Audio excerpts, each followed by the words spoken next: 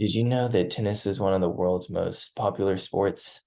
Over 87 million people play it, according to Chris Scissormack from Tennis Creative. Hi, my name is Andy Earthman, and I'm here to inform you on how to play tennis. I've been playing tennis for 8 years, and I was the team captain of my varsity tennis team. I qualified for state in team tennis twice and once in doubles. I will take you through the basics, the scoring, and the pros and cons of tennis. To start off, I would like to inform you of the overall basics of tennis. The basics of tennis are a little more technical than most sports. You can either play it individually or with a partner. Individually is called singles, and with a partner is called doubles. It is played on a court with a net about 3 feet tall, with a ball and a racket. If the ball hits any part of the line, it is considered in.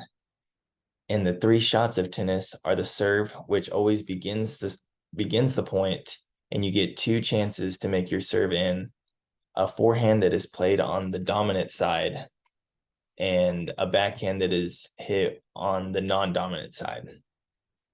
A point starts by a player serving into the opposite service box on the other side, and that the other player will return it.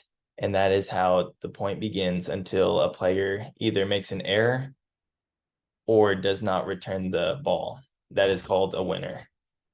Next, I will explain the scoring of tennis. The scoring of tennis is a bit confusing. So to win a match, you have to win 2 out of 3 sets. And in a set, there are 6 games. And in a game consists of 4 points. It starts at love, which is considered 0. So both players start at love all. And then if you win a point, it goes to 15. Win another, it goes to 30. And then win one more, it goes to 40. And then you have to win one more to win the game. But if both players get to 40 all, that is considered deuce. And then the player has to win by 2 points in order to secure the game. And to win a set, you also have to win by 2 games.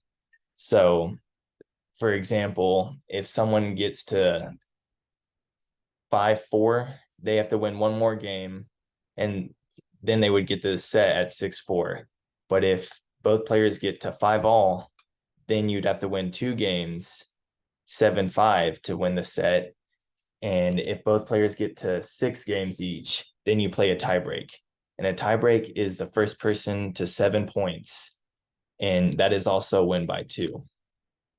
Lastly, I will explain the pros and cons of tennis. Like any sport, tennis consists of many positive aspects and many negative aspects. To start off, tennis can be played your whole life. I believe the oldest tennis player currently playing is 98 years old. According to Better Health Channel, tennis also has many life benefits. For example, it lowers heart rate and blood pressure. It is also a non-contact sport, which means you're less likely to get injured when playing it. Some negatives of tennis include the cost. Tennis is a very expensive sport. Rackets alone are $200. You also have to pay for courts whenever you play. And most expensive is tennis lessons. Most players have tennis lessons every week, and those can range from $30 to $100. It is also very competitive. Most players that play tennis don't see a professional court just because it's a worldwide sport, and it's extremely competitive and difficult to even play college. Most colleges recruit foreign players, and this just lowers the overall pool and chances for players to play D1 or even D2 tennis. With this information in mind, knowing the scoring, the basics, the scoring, and the pros and cons of tennis can provide great guidance for a person if they decide to play. I hope I was able to give you a clear guide of how tennis is played and maybe convince you to play in the future.